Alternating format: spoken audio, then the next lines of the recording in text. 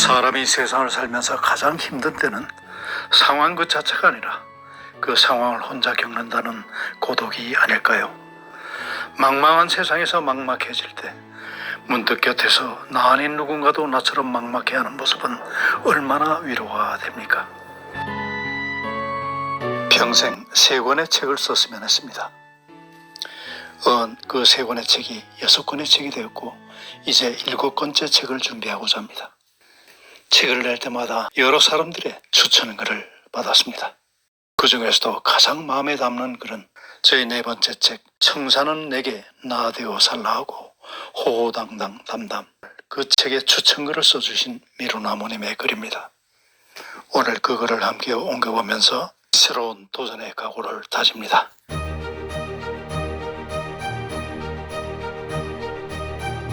내 발치에 떠내려온 병 속의 편지. 손끝 터치만으로 세상을 뒤적이는 시대에 사람들은 왜 글을 쓰고 또 남이 쓴 글을 읽는 것일까요? 인간의 본능인 노출증과 관음증만으로 글쓰기의 속성을 설명하기에는 어딘가 부실합니다. 예컨대 은밀한 일기는 어떻습니까? 글쓰기가 노출의 속성을 띠고 있지만 더 근본적인 이유가 있다는 얘기가 됩니다.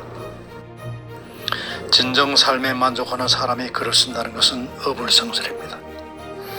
그러나 세상에는 등이 따뜻하고 배가 불러도 결핍과 허기를 느끼는 사람들이 있습니다. 대체로 이런 사람들의 시선은 물상 넘어 혹은 더 높거나 깊은 곳을 응시하고 있는데 그 기아 심리로 현실 너머를 뒤적이거나 강아지 풀에 촘촘한 솜털이 품고 있는 광활함을 보려고 애를 쓰는 것입니다. 이를테면 철학에서 인간을 완성된 존재가 아닌 되어가는 존재로 정의하는 것과 기아 심리는 같은 맥락이지 않을까요? 그런 측면에서 글쓰기는 나무의 나이테와 닮았습니다. 육신의 나이나 현실이 어떠하든 꾸준한 성장의 기록이란 의미에서는 그렇습니다. 내가 심산 권대욱 선생을 처음 만난 것은 비 내리는 어느 여름날 늦은 저녁을 먹다가 지켜본 TV에서였습니다.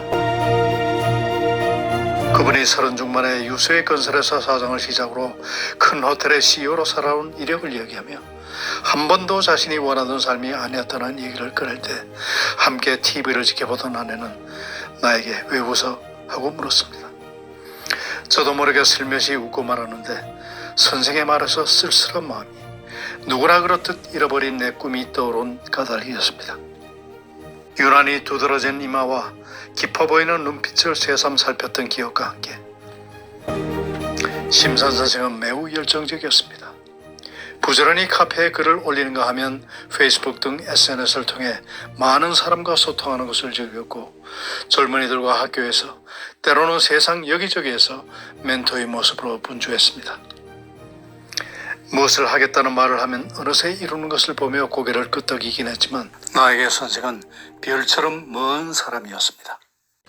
그것도 TV나 컴퓨터 모니터를 통해서였고 대면하기 전에 선생의 재치를 지척해서 느낀 것은 청춘 합창단 카페에 올린 그분의 글에서였습니다. 나는 지천명을 넘기고도 저렴한 감성에 호적되는 편이라 처연히 비라도 내리라치면 땅보다 정작 가슴팍이 질척해져서 카페에 요가되지 않은 마음을 홍가난히 쏟아내는 때가 많습니다.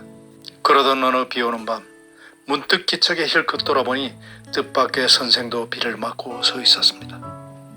때로는 가는 봄을 아쉬워하는 두보의 식구에서 청승인지 심파인지 모호한 노래 가사에서도 어김없이 그분은 서성거렸습니다. 이따금 이른 새벽 카페의 게시판에 부실한 모습이 여실히 드러나는 글을 올리는 것을 보며 나는 또 웃음을 머금게 되었는데 이번에는 친근감 때문이었습니다.